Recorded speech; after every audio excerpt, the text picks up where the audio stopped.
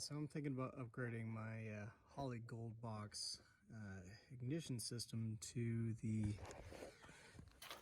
Flamethrower. Get the Flamethrower 2, and this is the 9HO-181. It's supposed to be for the Holley. This one runs pretty good. It just seems like it has a weak spark. The only thing that I'm kind of hesitant about is this one does have a working vacuum actuator. That's this little yellow guy down here. It's a deceleration module. So when you let off the gas, it doesn't slam the blade shut and stall out, and it helps. You know, if I let off the gas, it kicks out, and then it slowly decelerates. And that's what that little box is right there. So that's the gold box. So essentially, once I remove that, it's not going to have the feed wire that controls this guy. So they say it's for emissions, so you don't send out hydrocarbons when you decelerate. But I think it's good for not stalling the engine. So anyway, let's do a startup on it. Actually, crank it on first. It has a little trouble starting. And the stutters, well, it's warm, so it fired right up. Let's try it again. Yeah, it kind of runs and then stops. Runs. Yeah. Anyway, we're gonna see if this igniter system will help out with that cold starting instead of having to crank it 2 or 3 times. Yeah, so I got the air cleaner off, everything's still attached. So essentially what we have on here is we have 2 wires coming off the gold box that go to the distributor, and that's actually wrapped in this blue, this factory blue, I guess wrap. And then we have 3 wires coming up to the coil. We got one that's the ignition hot, and this one is not a resistance wire. It's actually a full 12 volts going to the coil over here. I do have this yellow wire. This is for my tachometer over here on the negative side. What else we have? And then, so I guess the other 2 coming off the gold box over here. They run up to this green sleeve. I guess we have one on the negative and one on the positive. So, yeah, well, we'll start tearing into it. I'm guessing on the new one, it's not going to have this condenser when I put it in, because there's no condenser inside of here. So I guess they popped it up here on the gold box. So, yeah, we'll start taking it apart, and hopefully I'm going to hold on to it in case I'm not too impressed with it. Yeah, it's kind of a shame. It's a perfectly running engine. Just, you know, has a little trouble starting. So on we go.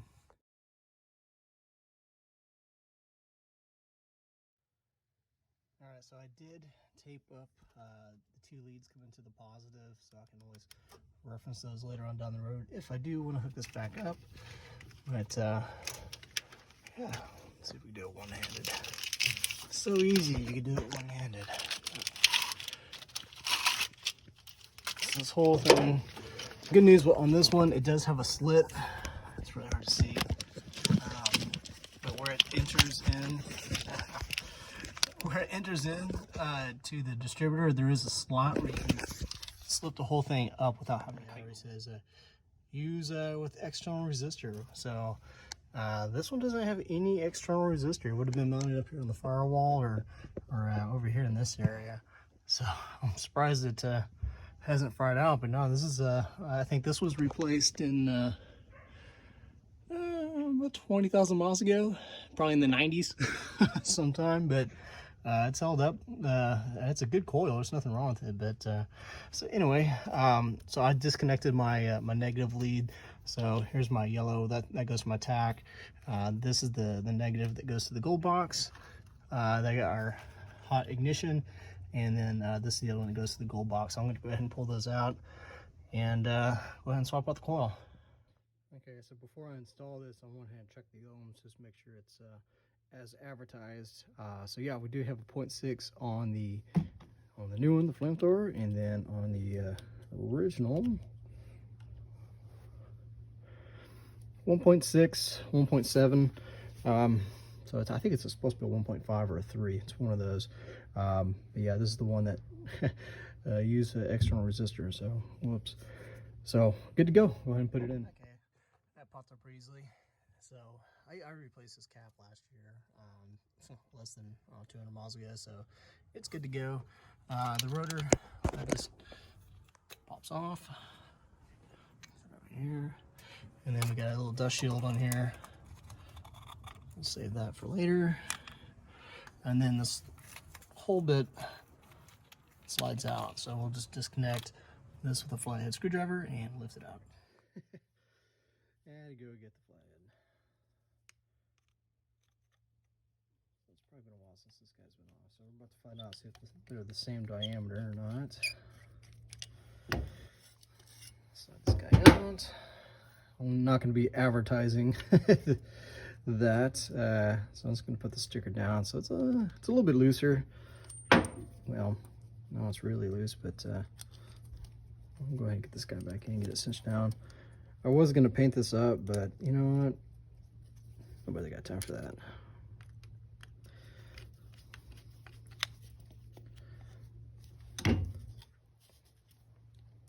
And then I am going to remove the AM suppressor here. I'm not too worried about radio noise, so I guess we could leave it on there for looks, but no, it just looks like it's missing something. But yeah, we're just gonna run it like that. All right, so I got that flathead out, and I'm probably gonna end up reusing that one. That's a little bit fatter than the original one, or the replacement. And then from here, the module lifts out, and there you go. That's pretty much, I guess they call it a Hall. I don't know if it's a Hall sensor or what, but that whole thing just comes out as one piece. And then when we go to put this guy back in, it has a little divot on the bottom right there that lines up the divot in there, so it's gonna go like that. If I can get it all to line up, and then I'll come back and screw that back in, and then put the module on those little studs. So before I mount anything here, I'm going to go ahead and get this cleaned up a little bit since I'm in here. It's pretty clean, actually. Shockingly clean. Just so we get a good ground. I'm pretty sure the ground's going to be fine, but better be on the safe side, I guess. Alright, so I'll take that back. I'm not going to be able to use the original screw. This one's flush mount, and that's where the module sits. So if I were to use it, it's going to have a little bump there. So I do have to use the supplied screw so it's flush. So there it is installed, or at least for now. I finally get to use my little teeny tiny little baby wrench. And so we get these down, and then that magnetic sleeve is going to slide on there. So I'll go ahead and get these screwed down, and then we'll get that sleeve in. So I got the sleeve, and on mine it was quite a good push to get it on. It's actually really on there. Actually really difficult to get back off at this point, but it's supposed to be flush with the top of this module here. So there it goes. You gotta really shove it on there, but it looks flush. Doesn't seem to be bottoming out or binding. And then from here we can just run this guy around. Over here might get a little bit extra room. Slide it into a little grommet hole.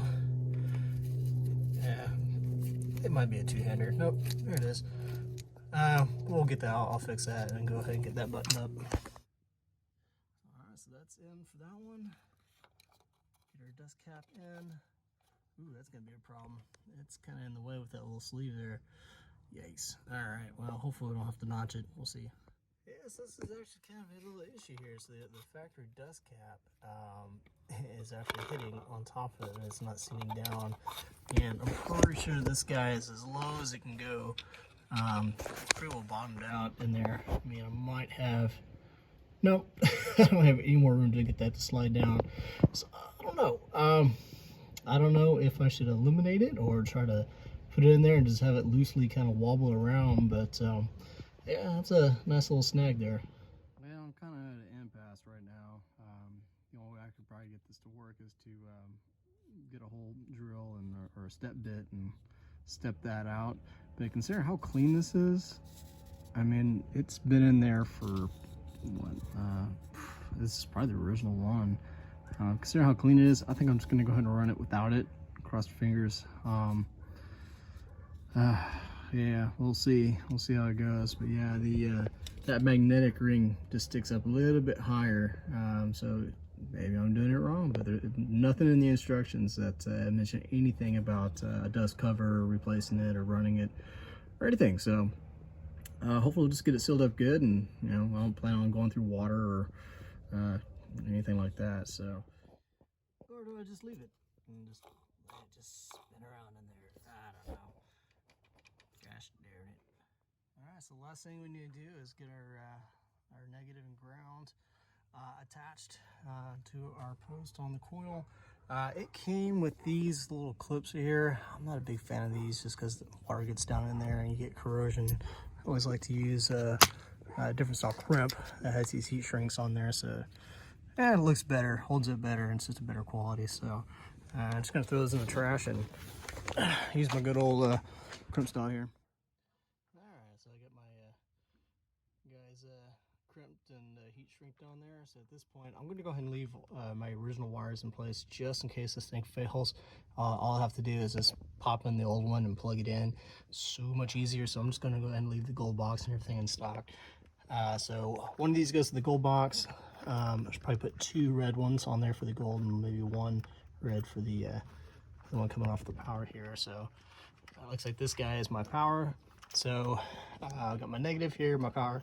So my negative, my black and my tack are going to go on the negative, and then my red lead and my positive coming off the ignition are going to go to the positive terminal.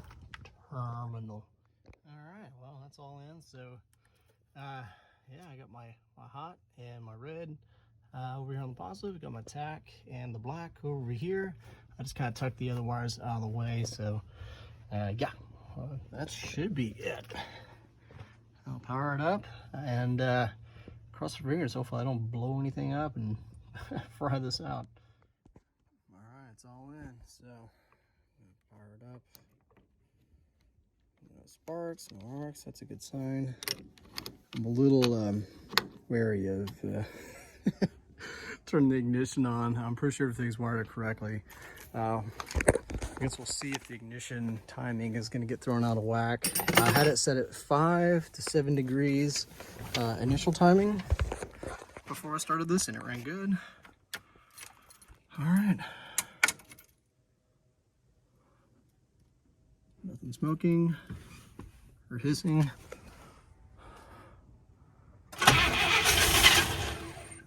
Nada.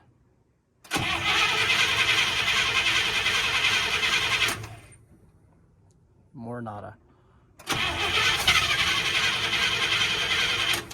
right, let's work on that timing then. Okay, so I did get it running with lots of gas. It ran, it sounded like a ding diesel, and then it backfired out. So yeah, I guess that igniter, it threw the timing off by, shoot, the instructions say it may throw it off by 10 degrees. So the Scout, worst spot for a distributor tie down. It's like way in the front. I even have a wrench for it, and it's almost impossible. So the only way I can get it is get a 1/2 inch with a 12 or whatever, I guess 12 or 16 bit head in there to actually get it without just wrecking the back of your knuckles. So I'm gonna try to get that down, and then we'll get back to timing it.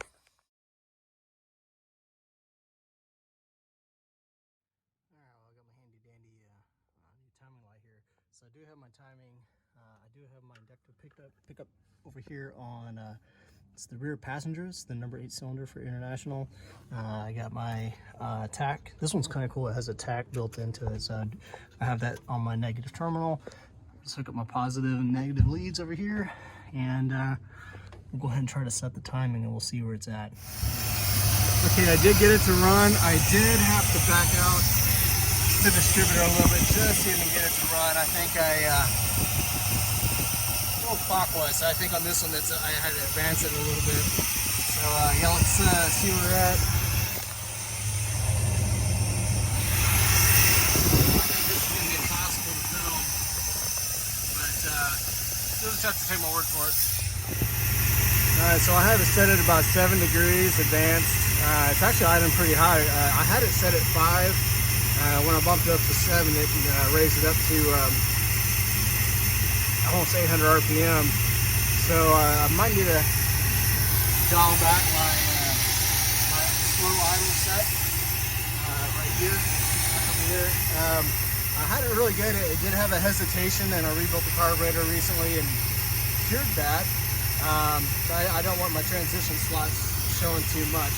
So I did unplug my vacuum advance with the screw that fell down into there somewhere.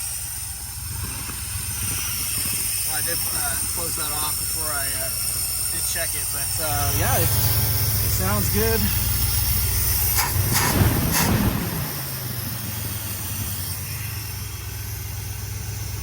To back off that idle. Okay, so I guess I had it on the fast idle cam, that's why it's revved up so high, but I'm gonna leave it at 5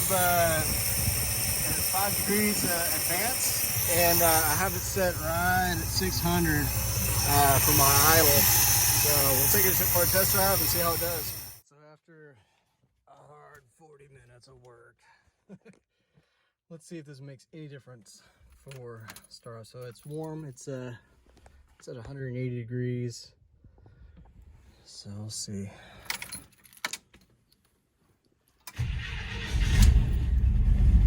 Boy, there we go. Well, started up a little bit easier. Rose up nice. Got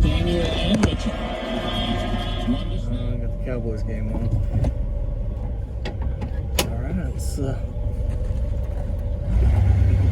It had a really bad stutter problem after rebuilding the carburetor. Apparently the 2210 has a bunch of little tiny holes at the very top of the air horn that feeds the brass pickup tubes, and those were clogged, and it's causing all sorts of problems.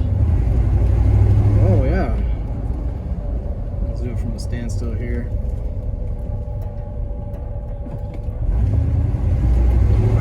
So much better. That's nice. Even after getting the carburetor working and a perfectly good ignition, it kind of chugged along, and I haven't even gapped the spark plugs yet. So it says that I can gap them 0.007s higher than factory. So I have them at 30 right now. So that means I can gap them out to 0.37, I believe. So I don't know. We'll drive around like this. This is nice. It's if I was in a neighborhood, I'll see if I do a burnout. But oh, yep, yeah, it does. So much better. All right, here at the gas station, got me a little something. Hopefully to celebrate. Let's see if it does it again. See if lightning strikes twice. I mean, it doesn't fire right up, but at least it starts a lot better. There we go. Go have my celebratory beers and call it a day. To the right of